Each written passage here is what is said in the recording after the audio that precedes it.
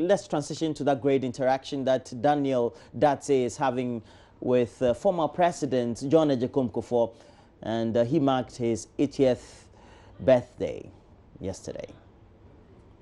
You're live on the Super Morning Show on Joy 99.7 FM. If you're watching us, this is Joy News on Multi TV. I am Daniel Datse. Our guest today needs no introduction. Just a few days ago was his birthday, and the wishes were so many from so many quarters that he trended on social media. He's been called a lot of very kind words: seasoned statesman, astute politician. My personal favorite, the gentle giant. We're with the former president of the Republic, John Kufuor. Mr. Kufuor, belated happy birthday, first of all. Thank you very much for your kind wishes.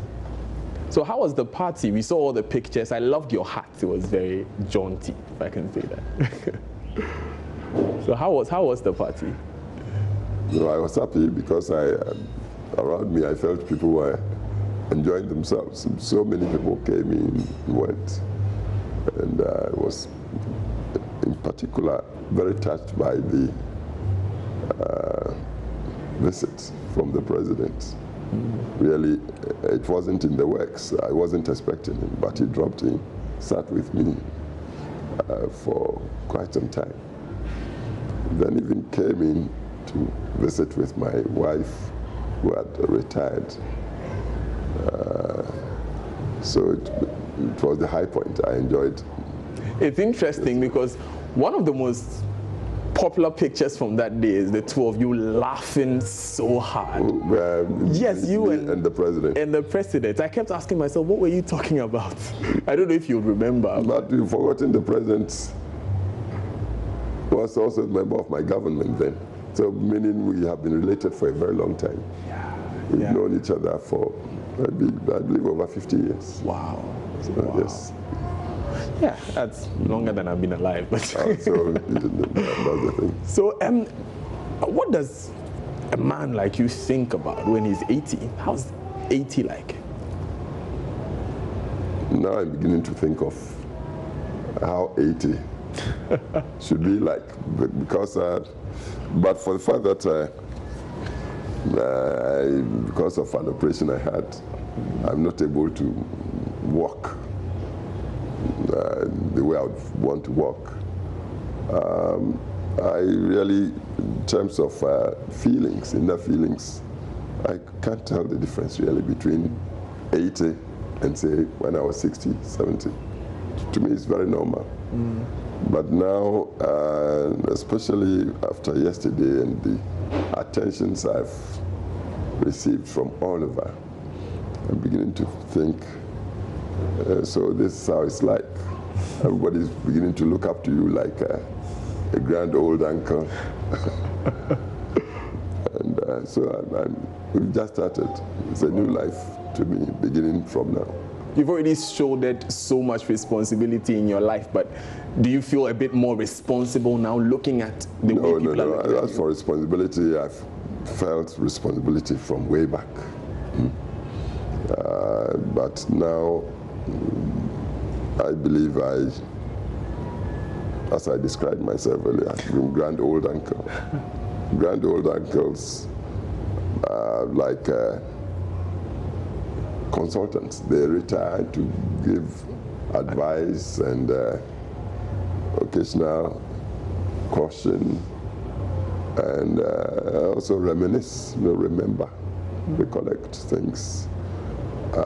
Some to amuse themselves, others to regale others with how things had been before, and then to pray that things get even better for family, friends, and society generally into the future. That answer really captures everything we'll be talking about in the next few minutes, because we want to get some advice. We want to, get some stories about the past and have you relive some of them for us. And it reminds me of one of the birthday wishes I heard that intrigued me the most was from your former press secretary, Mr. Kwabena Agyapong. He called you one of the most tolerant people he's worked with. And in his words, he led the campaign against you in 1998 for current President Kufuor. Yeah. As soon as you became president, took him on board as press secretary, worked with him for 6 years, and you were always with him. What informed that decision to pick him as president? He came to see me. He wanted to work with me. And first I signed him to Mr. late Jacob Echebilante, who was the Minister of Information also, because I saw Kwabena as a newsman. But then they couldn't hit it off together, so Kwabena came back, and I said, all right, come work. My approach was that we were all in the government. It was our government. And I always wanted to feel perhaps I was more like a coach, if I may, of a football team. Not the captain? No. Captain would be just the big Latin phrase, primus inter pares. Okay. No. President is not first, it's a super. It was the fielder. And so any of our party people who needed to be used, it would be the responsibility of president to see where to put him so you get the best out of him for the team. And so when he came, and given his the good relationship, the rapport he had with the media generally, I thought he'd come close. And then he was also quite articulate. So use him to relate with the media, to get the media to work with you smoothly. So that's how. And he satisfied you with his work? He did well. So let's talk about that period now, that tenure from 2001 through to 2009. So many things were introduced at the time, but what would you say stood out for you? What's the most important thing you were able to achieve as president, as coach? I had come to government office with the economy of the state flat on its face, down. Heavily weighed down with debts and interest that the nation didn't have the resources, liquid resources to service. And even were described as not credit worthy. No creditors will continue to give us credit lines to run the business of government for the nation. And so government had to quickly decide what to do to bring back the donor partners. And this was what led us to decide on the HIPIC, Highly Indebted Poor Country Initiative. It wasn't a popular move, but after surveying the field, I thought, without our taking that initiative, and since we had only 4 years to prove that we could govern, we might be worse off than what we inherited. So we decided to go the HIPIC way, and it worked. The world of credit opened up to us because through that initiative, we quickly restored the macroeconomic stability, giving the framework to inspire confidence with partners who then extended the various facilities to us. For instance, quickly, the creditors forgave much of our interest, the interest we had to pay. And also trading partners like, say, even our own sister nation, Nigeria, came on board to supply us with a code for refinery at Chor that also enabled our filling stations to work, to get our traffic moving. And the business community at large, both from within and outside, got some confidence to begin to interact in the private sector to move. You mentioned so many benefits of this one single decision you took, yes. and you are remembered for doing so many things. Yes. But if you were to point at one thing, this is my legacy, what would that be?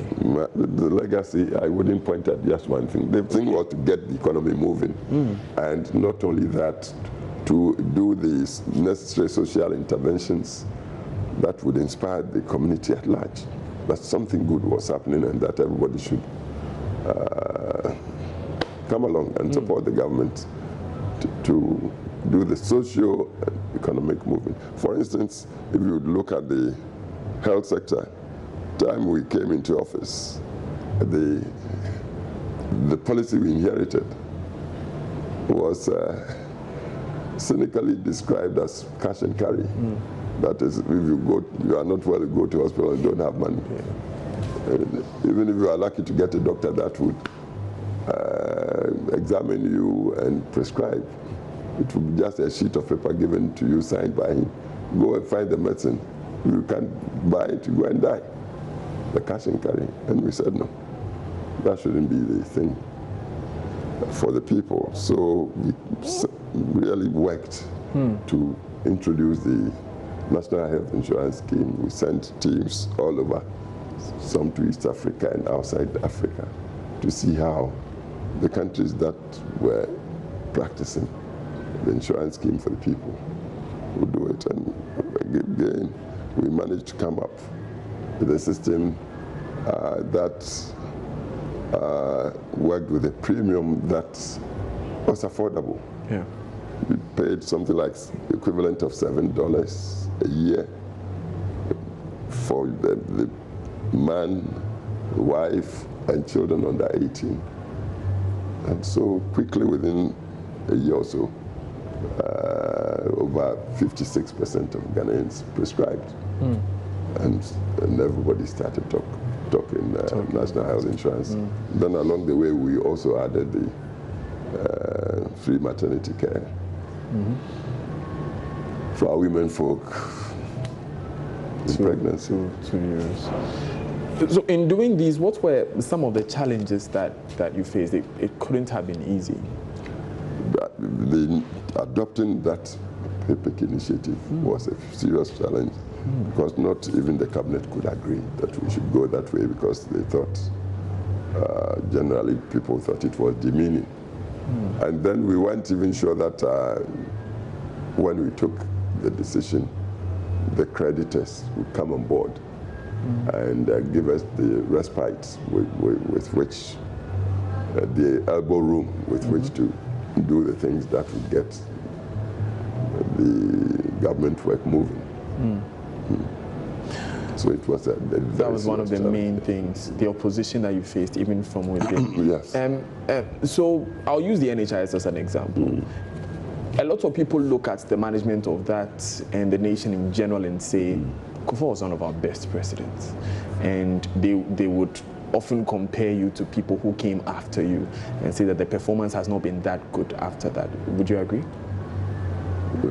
I don't like the comparisons. Why? Well, of course, people should feel free to see the world as they want to see it. But I come to a situation of challenges, and the factor of time is, to me, always critical. So you come, and if you are the type given to looking for solutions, you survey the fields, what's available, what can you do, how innovative can you get, or creative. And so you use the factors at your disposal, and then you decide. The challenges I came to find included, like the HIPIC situation. I wanted to break through and use the time, very limited time at my disposal, to show results, to show that even within the a tight situation of not being solvent, of not having people coming to your aid immediately.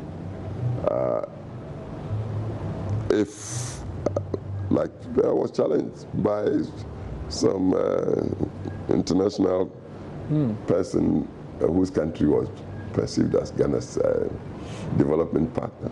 So Ghana, we know the truth about the state of your economy.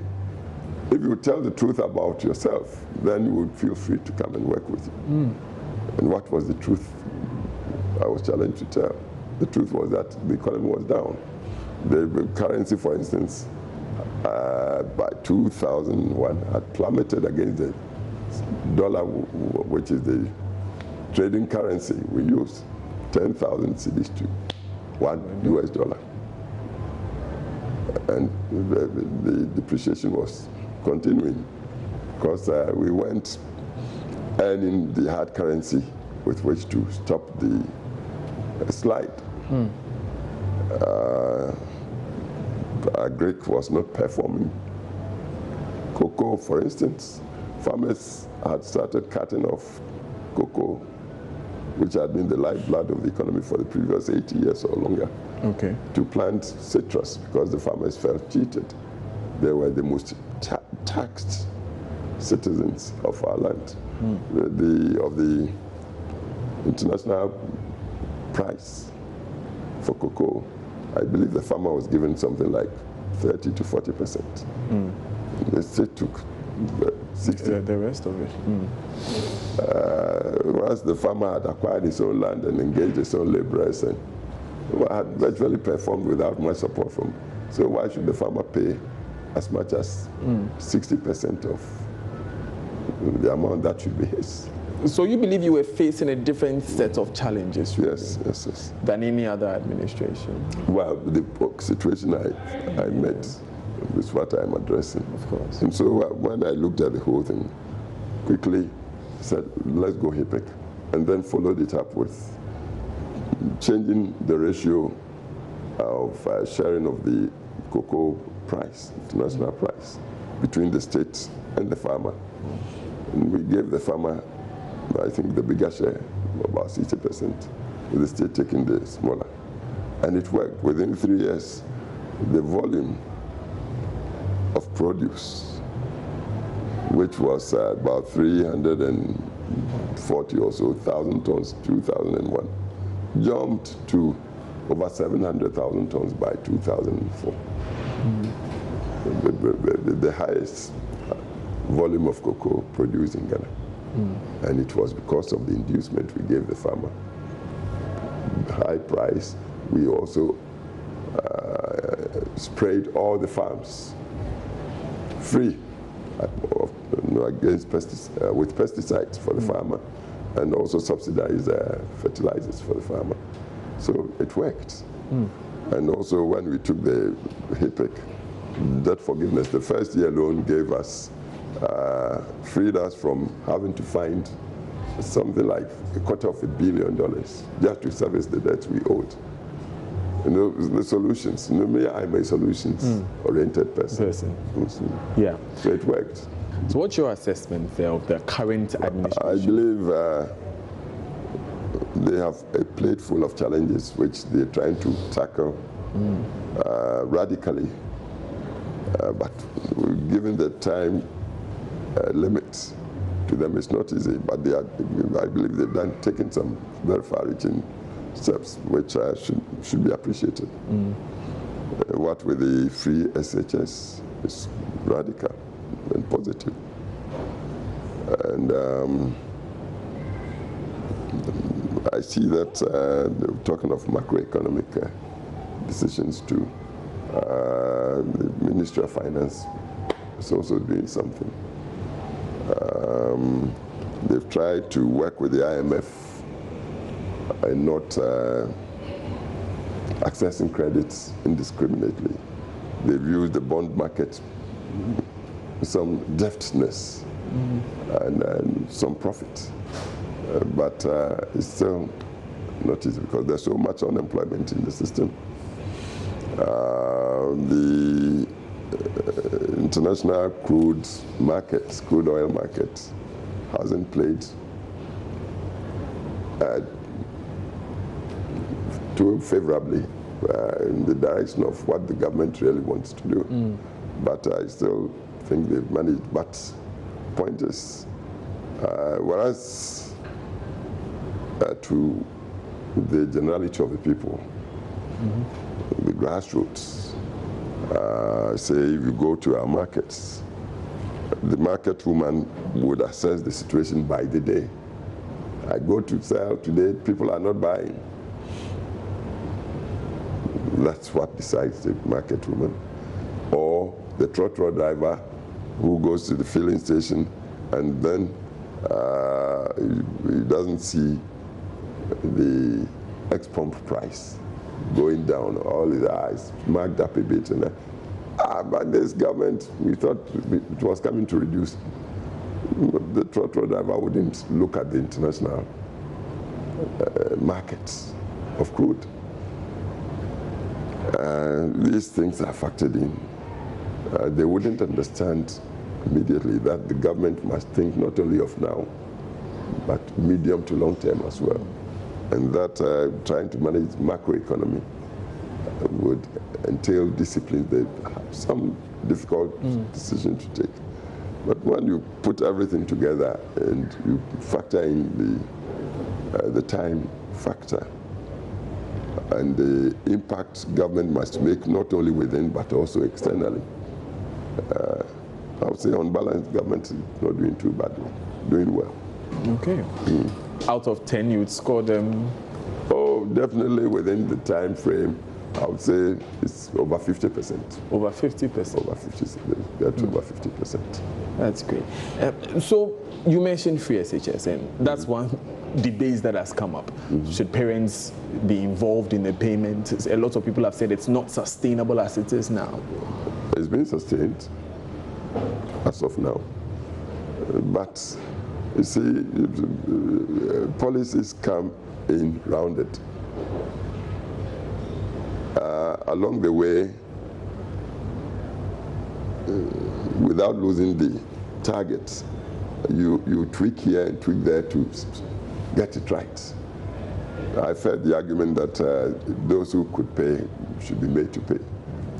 If you have just 1 year or two to launch such a program, how do you make yourself the time to say, oh, Mr. A, I look at you, the car, the way you are dressed, you should be able to pay. Mr. B doesn't look as smart as you, so perhaps he's the guy whose children should go scot-free. Everything should be laid on for them. It won't work. But the whole idea is to move our economy, or the people, not society, to the point where literacy becomes the culture, the order of the day for everybody to. So government comes in with this holistic approach. Free SHS. But then along the way should be the managers of the policy, Ministry of Finance, Education, to see how do we ensure that those who can truly afford contribute, so we get sustainability to look after. And I believe in due course we will get to know. But if the government has started off being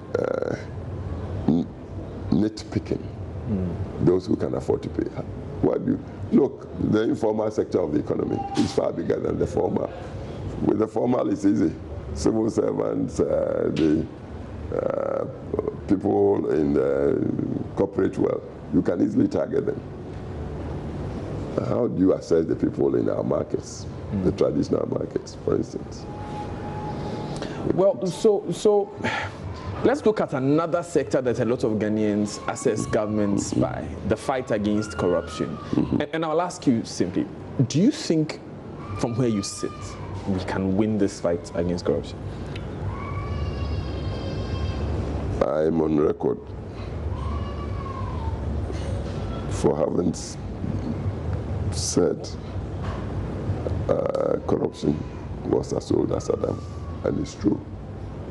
But saying that doesn't mean I'm resigned to corruption. No, There's a lot you can do. Your legal system, governance system, procurement arrangements in the public sector,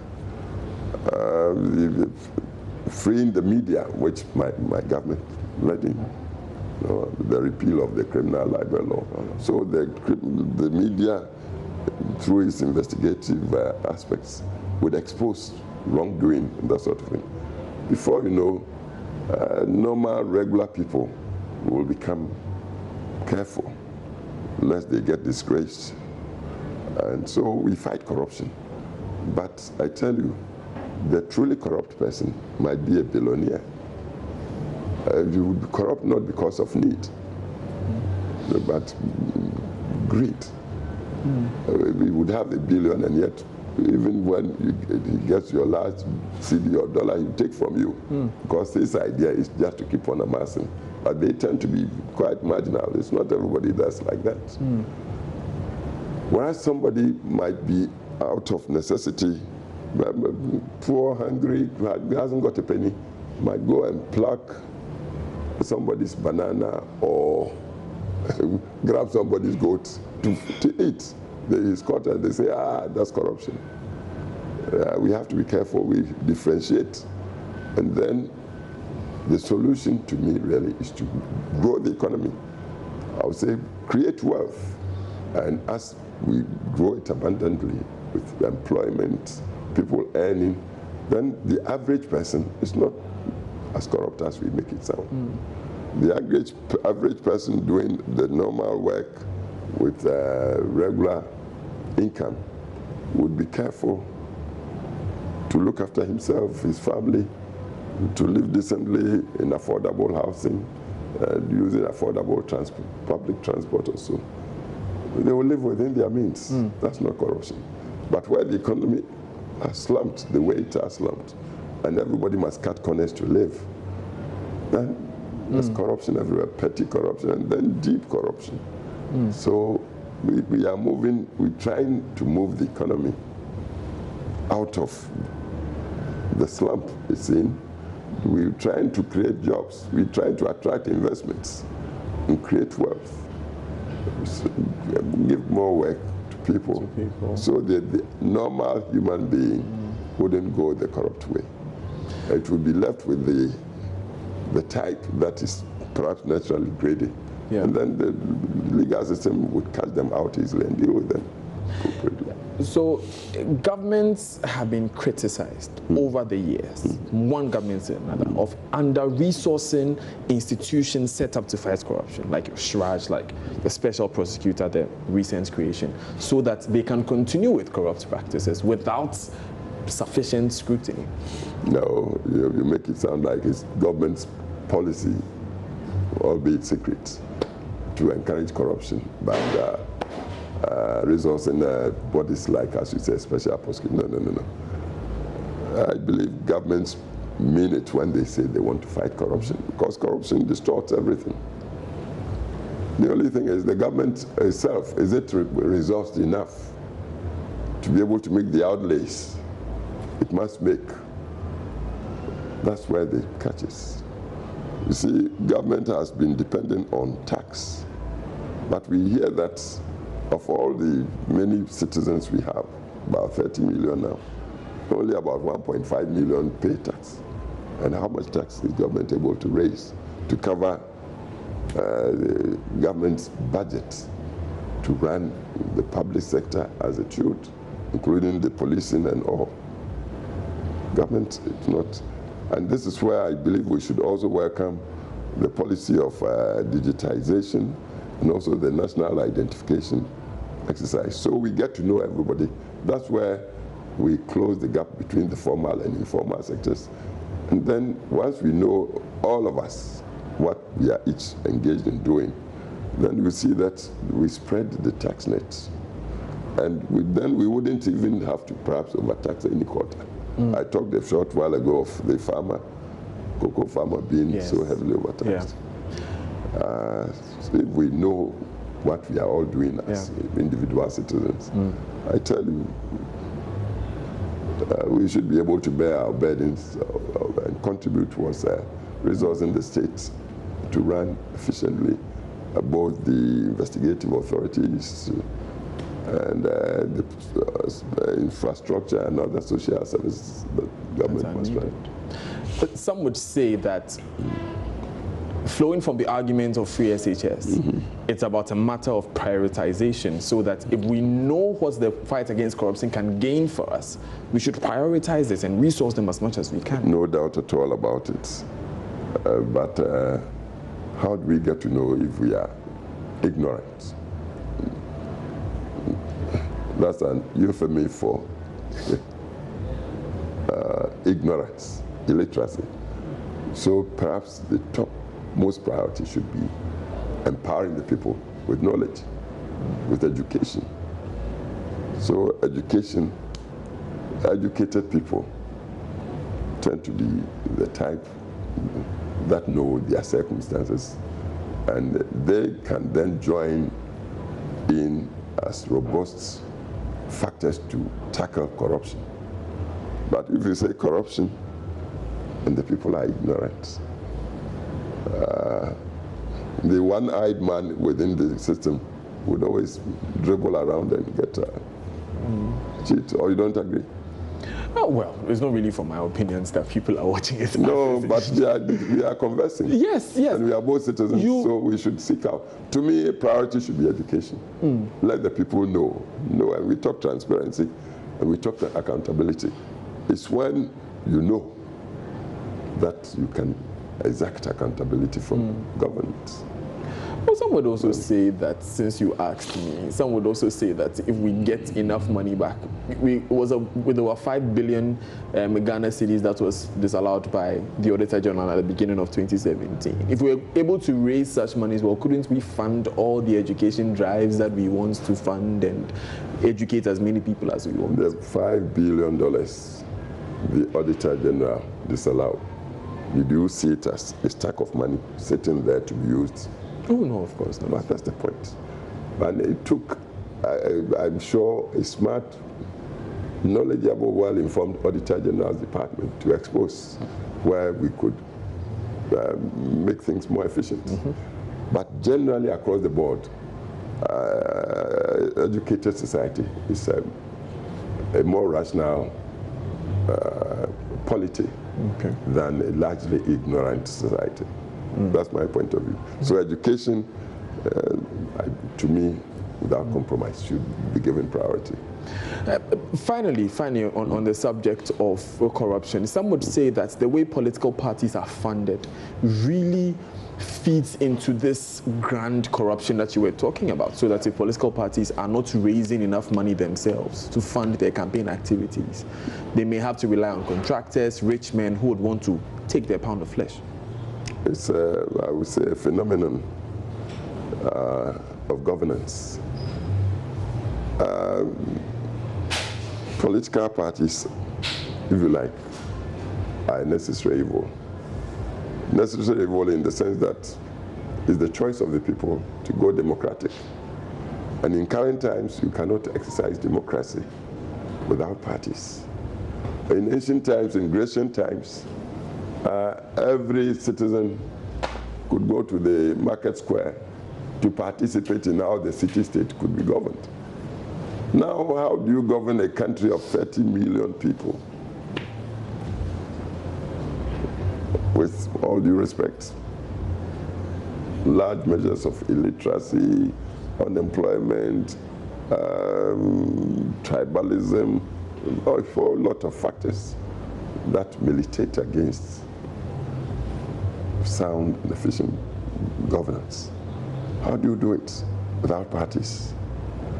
You need the parties to, but then that's the representative government I'm talking about. But then how do you organize the parties without the resources again? We want democracy. We've decided through our constitution on multi-party democracy.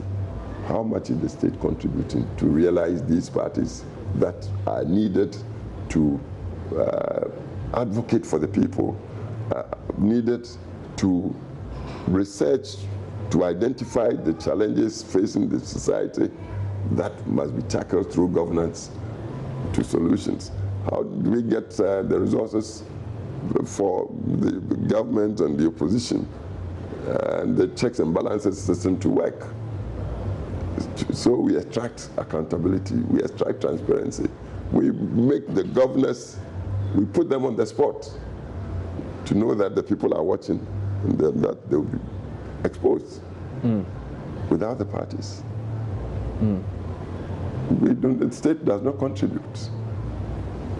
And since we all want accountable governments, so if I care so much about that, and I say I do not believe in the ideology the other side is, I would find resources to put into my side.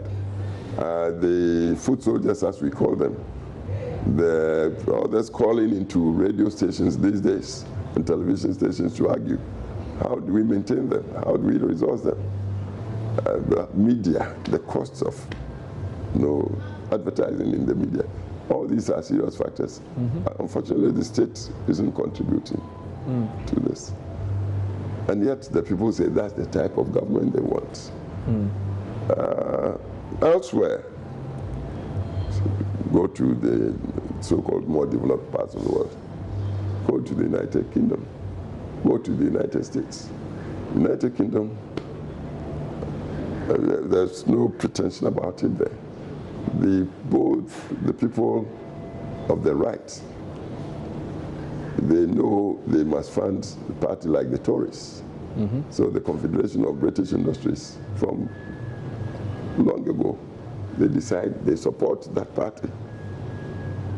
And everybody knows when the Tories come to power, they bring in the policies that the businesses will be comfortable with, the corporate world will be comfortable with. If you want to call that corruption, they will tell you that's how they will create the wealth to make life better for everybody. The leftists support labor, and the unionists, their headquarters, the transport house. They would, however they do, collect their resources to back labor. They will do it because they believe it's when labor comes in that they get that social justice they stand for. So it happens there. In America, it's the same. Very true, but then yeah, it's open. In systems like that, because it's open and people know, here, even some of the contributions are not in the audited trouble accounts. And this is where we have to be careful with the comparisons. Yeah. We are just beginning. We are a very young society.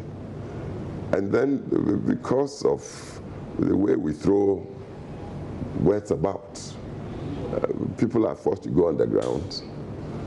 And anything that's covered up tends to breed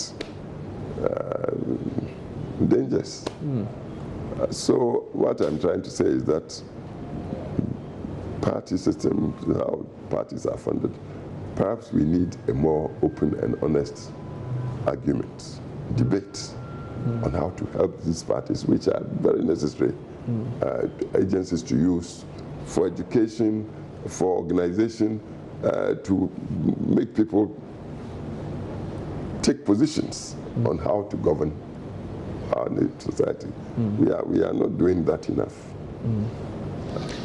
Since we are on the party system, let's talk about your party, the NPP. So, two key figures in your party's history since it was created has been your very good self and current president, Kufuor. It seems to be like a handing over of a baton of sorts. And first of all, we talked a bit about how Mr. Japan worked with you so well. How did Japan? Japan, even though he campaigned for Mr. Kufuor. How did Mr. Kufuor work with you? Kufuor was I appointed him Attorney General, first instance. He did what he could. And in due course, I moved him to Foreign Ministry. And we worked very well. Till 2007 when, as I was about to leave the scene, so many of my ministers wanted to also go and contest to become candidates for presidency. And I thought that was going to collapse the government as a whole, because as many as 12 of them wanted to become candidates. And if you want to be candidates, it means you have to go around canvassing into the country. And I didn't think they could hold their ministerial positions at the same time. Go about trying to become candidates. So I requested them to step down. But even after they stood down, I related well with all of them. Because I knew ambition is the essence of politics.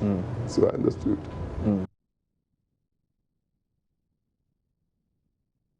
That was an interesting conversation at the background there, and Daniel Dadzie speaking to the former president John Kufuor, and it was an interview that coincided with his 80th birthday celebration. He had a big, massive party. It was attended by a number of personalities, including the President of the Republic, Nana Addo Dankwa Akufo-Addo.